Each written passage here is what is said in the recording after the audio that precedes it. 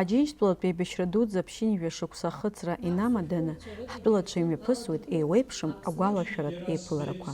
Иахьа Иван Папаскир ихьӡ зху амилаҭтә библиотека ахыбраҿы имҩаԥысит ҳамилаҭтә культура амаҵ азызуаз Аџьынџьтәылатә еибашьра иалахәыз аԥсуа шәҟәыҩҩцәа ргәалашәара иазкыз аиԥылара. Ҳара убас иаҳҭаххеит еиҭах ашәҟәыҩҩцәа дара иҩуан, дара рхатәы биографиагьы инҭырҳәацааны иҟоуп, аха иҟоуп ирымҳәаз амаӡақәа.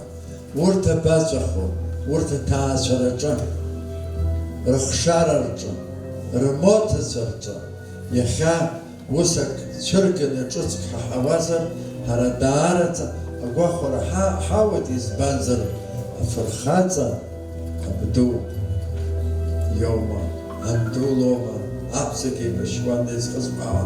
Убырҭ ирызку зегьы иахьа абрак цәырҵуазар иҿыцу акьыԥхьаҿ инааго, уи рызх дуӡӡоуп. Аиаша шәасҳәап, библиотека усуҩцәа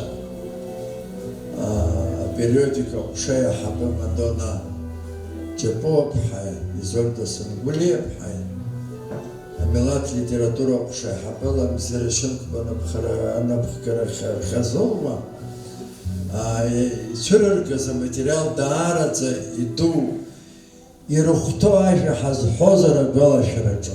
Жәеизаҩык ашәҟәыҩҩцәа, урҭ рыԥсҭазааратә мҩа еиҭазҳәо аматериалқәа еизганы, иҭҵааны абиблиотека аусзуҩцәа апрограмма ҷыдала аус адырулеит. Иҳаӡбеит, еиҿаҳкааит аибашьцәа, Аџьынџьтәылатә еибашьра дуӡӡа ахьицаз ҳашәҟәыҩҩцәа рыхцәажәара. Иҟан дара еижәҩык ашәҟәыҩҩцәа, аха ҳара хықәкыла хаҭала ҳарзааҭгылеит жәеизаҩык аибашьцәа. Урҭ рахьынтәи Леуарса Гәыҵниеи, Степан Кәычбериеи рхақәырӡит, Аџьынџьтәылатә еибашьра дуӡӡа изхнымҳәӡеит. Агьиснас ҳара иахьа иаҳҭааит аԥсуа интеллигенциа, ашәҟәыҩҩцәа, Қьаазым Агәмаа ихьӡ зху Ӷәадатәи абжьаратә школ. Изызҳауа ҿар рхаан иааргароуп аԥсуа шәҟәыҩҩцәа, Аџьынџьтәылатә еибашьра дуӡӡа зхақәызҵаз убарҭ ргәалашәара ргәаҵаҿ иаанхарц. Нас изҭахуп иахьа Аԥсны жәлар зегьы ирыдысныҳәаларц Аџьынџьтәылатә еибашьра дуӡӡа аиааира ду амш. Урҭ ашықәсқәа рзы зыԥсадгьыл изышәаҳәоз аԥсуа шәҟәыҩҩцәа ркалам иҵыҵыз аибашьра атема акыр иҭбаауп, ибеиоуп. Уи аамҭа иаҵанакуа ҳаԥсуа литература иаланагалеит ароманқәеи ажәеинраалақәеи рацәаны. Аԥсуа доуҳатә культура амаҵ зызуаз аԥсуа шәҟәыҩҩцәа иара ҳажәлар ирыхҭыргоз ибзиаӡаны ижәдыруеит ҩажәабатәи ашықәсқәа, уи иазмырхакәа ҩынҩажәатәи ашықәсқәа ианрылагоз ҩынҩажәак ашықәса рзы Аџьынџьтәылатә еибашьра дуӡӡа ҵысит. Ркаламқәа нышьҭаҵаны хатәгәаԥхарала аибашьра ицеит аӡәымкәа, ҩыџьамкәа аԥсуа шәҟәыҩҩцәа. Араҟа рыӡбахә ҭарҳәахьеит. Аха иахьа иаадыруа маҷӡам, урҭ ирызкны рбиографиақәа мацара ракәымкәа, аибашьраан, аибашьра ашықәсқәа раан, урҭ рфырхаҵара иаадырԥшыз агәымшәара. Аха араҟа ҷыдала иазгәаҭатәуп ашәҟәыҩҩы арҿиара знапалакуа ауаҩы, уи зынӡа даҽа дунеик датәуп, даҽакала дыҟоуп, идунеи аихәаԥшра даҽакуп. Абџьар кны ауаҩы ишьра аԥсадгьыл ахьчара анаҭахха, уаҟагьы хьаҵра ҟамҵакәа зҩызцәа ирылагылазароуп иахьа ҳазлацәажәо, иаҳгәалаҳаршәо. Аха ҷыдарак зларылоу убриоуп. Леуарса Гәыҵниа иакәзааит, Қьаазым Агәмаа иакәзааит, Степан Кәычбери иакәзааит, иара егьырҭгьы аибашьратә аҿы хҭацәыхак анаароулак ркалам аашьҭырхуан, ркитаб ажәақәак нанырҵон, ажәеинраалақәа рыҩуан, агәалашәарақәа нырҵон. Абри зегьы иаанаго убриоуп. Иага ауадаҩра иҭагылазаргьы аԥсҭбара аҿаԥхьа имшәаӡакәа, ргәы камыжьӡакәа агәра ргон уаҵәтәи амш. Аиааира хымԥада ишыҟалоз азуетажәлар аиааира шыргоз. Сандра Сангули диџьгьарда қыҭан. Абри иара иусура, ишәҟәҩыра инаваргылан, иусура зегьы адҳәалан агазеҭ Аԥсны ҟаԥшь. Инижә шықәса иара умаӡакгьы шықәсыла дымнеиӡеит, аха инижә шықәса рҟынӡа агазеҭ Аԥсны ҟаԥшь аҟны аус иуан. Ижәдырыр сҭахуп ахәыҷқәа, ашкол хәыҷқәа абра иалатәоуп. Сандра Сангули ибжьалоуп раԥхьаӡа аԥсуа радио, ицәажәоит Аҟәаҳәа абжьы шгаз. Ицәажәоит Аҟәа, ицәажәоит Аԥсны ҳәа.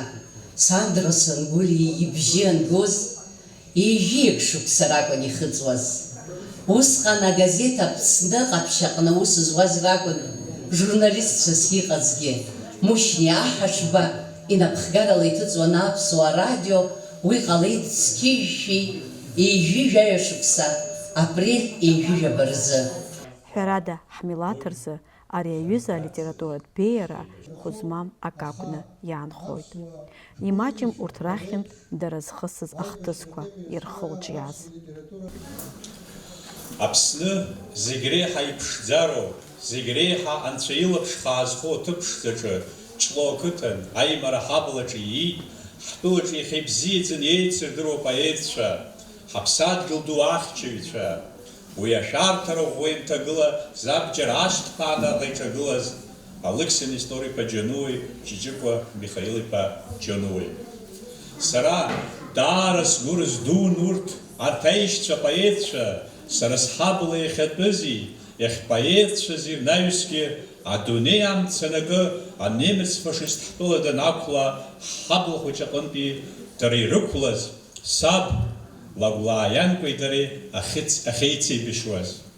Хәышықәса дуӡӡа аибашьра еилашыра иахьеицалагылаз, ахҭыԥқәа ирганы, аха еибганы иахьеицхынҳәыз. Сара сгәы здууп Алықьса Џьануа ҳҳәынҭқарра ду еилаҳаанӡа иссср ашәҟәыҩҩцәа реидгыла саналарҵоз ирекомендациахь сыцыз. Иара дызҿыз ашәҟәыҩҩра усԥшьаҿы ак илҵа ҟалап ҳәа сыгәра-хигаз. Сара сгәы рыздууп арҭ аҩыџьагьы апоетцәа журнал алашара кыр шықәса редакторцәа хадақәас иахьахагылаз, ҳлитература иаалагылаз ашәҟәыҩҩцәа бзиақәа ахьеиҵарааӡаз, дара рхаан иахьа ԥсра зқәымкәа иаанхаз аҩымҭа ссирқәа ахьыркьыԥхьыз, адунеи ахьырбаз. Алитератураҿы даарак раанагоит аибашьра иалагылоу апоет, иаҳҳәап аурыс литератураҿы Константин Симонов аибашьраан ииҩыз ажәеинраала ссир зыԥшыз, Урыстәыла зегьы ишалаҵәаз, ишеицшьҭырхыз еиԥш, икаламгьы иабџьаргьы аус анеицыруа апоет, аҩбагьы анеиҵхысуа, хҭак ианеицҭадыршәуа. Ус иҟан ҳпоетцәа Алықьсеи Ҷиҷыкәеи Џьануа дуқәа. Аԥсны еиҵагылахьоу, ҳаԥхьаҟа ԥшӡала еиҵагыларан иҟоуп иԥарақәа, урҭ рыхьӡи рырҿиамҭақәеи ирызгәдуны ирҳәалашт. Аԥсуа поетцәа, Аџьынџьтәылатә еибашьра дуӡӡа ветеранцәа ргәалашәара аҳаҭыразы ашкол хәыҷқәа ирыԥхьон ажәеинраала. Жәытәаахыс ҳабызшәа ирҿыцуа иаҳҳәоит иахьа абра, миллионла ирацәаз ҳакәызшәа, иахьагьы ҳанхоит Аԥсынра. Измырӡзеи ҳчеиџьика, ҳапату, изаартузеи ҟьаҟьаӡа ҳгәашә. Иазгәаҭатәуп Ӷәада ашкол аҟынтәи ашкол хәыҷқәа қыҭала Ӷәада иатәу апоет Қьаазым Агәмаа иажәеинраалақәа раӷьырак ишрыԥхьаз. Ртәыла рыхьчарц игылеит ирацәаҩны ахьчаҩцәа, ҳаӡӷабцәеи ҳаҷкәынцәеи. Рыԥсадгьыл Аԥсны еиԥш ирыхьчарц аибашьра амца иалагылеит Ӷәада рыҷкәынцәа шәҩык иреиҳаны. Урҭ рахьынтәи аиҳараҩык рыԥсҭазаара ақәырҵеит. Ихынҳәит ргәабзиара уашәыраханы ҩажәи-жәаҩык рҟынӡа. Урҭ рахьынтәи аӡәаҩы ироуз ахәрақәа ирыхҟьаны рыԥсҭазаара иалҵит. Убарҭ дреиуоуп иеицырдыруа апоет, апрозаик Агәмаа Қьаазым Ҟараман-иԥа. Аԥсуа литература ҭоурыхаҿы аҭыԥ ду аанызкыло, иреигәоу аԥсуа шәҟәыҩҩцәа рахь иԥхьаӡоу Қьаазым Агәмаа ихьӡ ирҿиамҭа иԥсҭазаараҿы ԥшыга ажәлар ирхашҭуам. Аԥсуа прозе, апоезиеи рырҿиараҿы акыр иаԥсаны иҟалеит иара иаҳзынижьыз алитературатә ҭынхара. Гәаҟра, аиацәара, аԥшахьҵәыуо уахыра, адгәынгылоу, амацара, икәабошьа лаӷырӡыла, солдаҭк дыцәоуп, ҿыхаӡом, иан дылбашам шьҭа иара, иахьа урҭ еицәыхароуп, ирыбжьами адамра. Аӡаӡа нлеиуа аԥсабараҿ, аҳаҭгәын агәы инықәҭәалоит, иакәша игыло аԥсабара, анрыцҳа дықәтәалоит, амрацара налаԥхар, аӡаӡа нықәбоит ахәаҿы, ан икалҭо алаӷырӡ, иазырбашам ус акы. Сыҵан сыԥсышьо, иухәаҷҷозшәа уаԥхьа наҟа, амшын уҿықәслан еилаччо, аӡын дуқәа аԥхын баҳчеип, ашәаԥыџьа бырхьашьы, ахаҵа арашәа аниҳәоз ахьча, ухьӡ еиҭеиҳәо дузыԥшын, сара узбом, уҿын сыҟам, ужәахә сымоуп уи бласы, аиааира сыма нас Аԥсныҟа, саргьы снеиуеит уахь лассы. Сара сеигӡом, сшьаик аҭоугьы, сыԥсадгьыл иасҭеит аҭоуба, иаҭаххозар, сыԥсы иҭоугьы, раԥхьа ишасҭо агәрага, снеиуеит ааԥын аҿангыло, стәыла иақәлаз ҭарханы, сыԥсеиԥш избо сара стәыла, ахәра иамаҿаҳәаны, убар сабџьар аҭрен ҭарс, арашь сақәтәан снеиуеит уахь, раԥхьа збазҭо аԥшӡа илҳарц, фырхаҵак даауеит ҳаҳахь. Аҵыхәтәаны Аԥсны дшаԥсазтәыз ажурналист иеизаз ирзеиҭеиҳәеит хаҭала иара дызлахәыз ахҭыс. Со мной была в жизни история, что я видел, как фронтовики воспринимают поэзию, как они воспринимают стихи. Еще то, что в литературе порой абхазский след всплывает, если можно так говорить, абхазский след всплывает в тех произведениях, где об Абхазии вообще не упоминается. Одну такую историю я рассказал во время нашей акции «Библия в ночь». Повторяться не буду, расскажу вторую историю.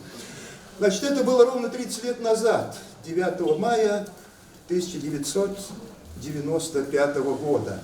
Тогда еще Абхазия лежала в руинах, но в честь 50-летия Победы Владислав Григорьевич Ардзенба устроил торжественный прием в честь знаменательной даты.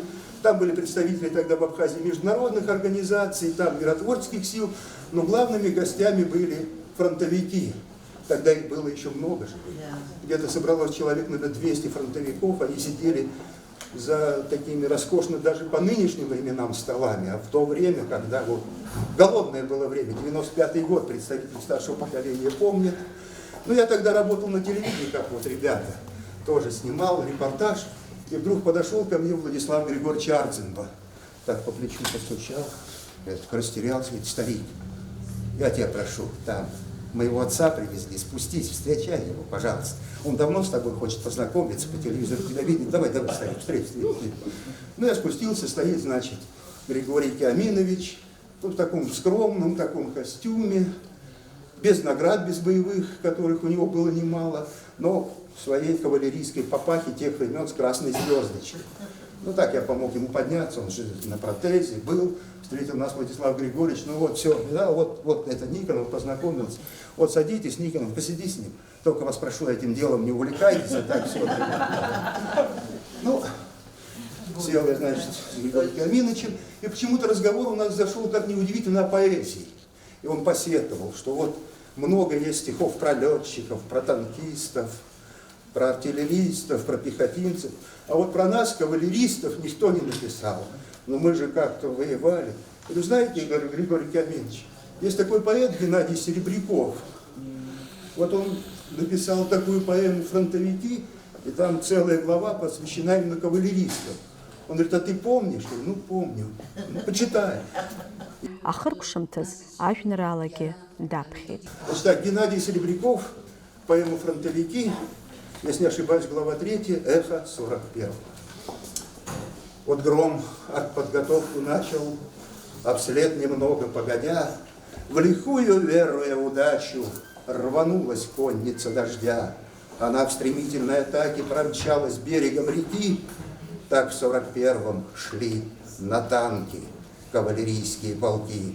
Летели яростным наметом в лихие для отчизны дни, на пушки и на пулеметы, на глыбы вражеской брони ползли кресты из черной стали, и взрывы дыбились слепя. На гибель конники бросали коней горячих и себя. Да, у войны свои законы, что рождены самой войной. Он есть суровый, непреклонный приказ сдержать любой ценой. Такой приказ нельзя иначе. Важнее нет ничего. Любой ценой это значит умри, но выполни его. Такой приказ в бою немало. С ним даже мертвые встают. Сидеют за ночь генералы, когда такой приказ дают. И для солдата это свято. Он понимает все, солдат. Он знает, надо, значит, надо. И тут уж нет пути назад. Кавалерийские атаки в том 40-памятном году ползли в крестах зловещих танки, в упор стреляя на ходу по ним, по сути безоружным, взметнувшим сабли в небеса. Врага сдержать им было нужно хотя бы на час, на полчаса. Вот потому они летели на гибель верную свою, навстречу огненной метели в неравном падая бою. И кони падали, вставали в крови, копытами скользя, как будто тоже понимали, что отступить никак нельзя. И поднимались вновь живые, из праха смерти вопреки, со звоном в щели смотровые вонзались острые клинки. Подумать лишь, какая сила у сабли тонкой и коня, а их напор не выносила, хоть и стальным огнем косила, но все же пятилась броня.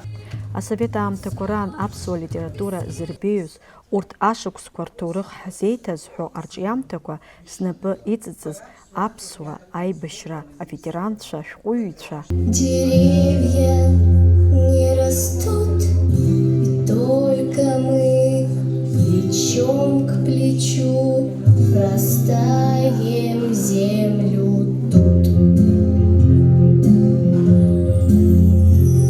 Горит и кружится планета, над нашей родиною дым, и значит нам нужна одна победа, одна на всех, мы за ценой не постоим.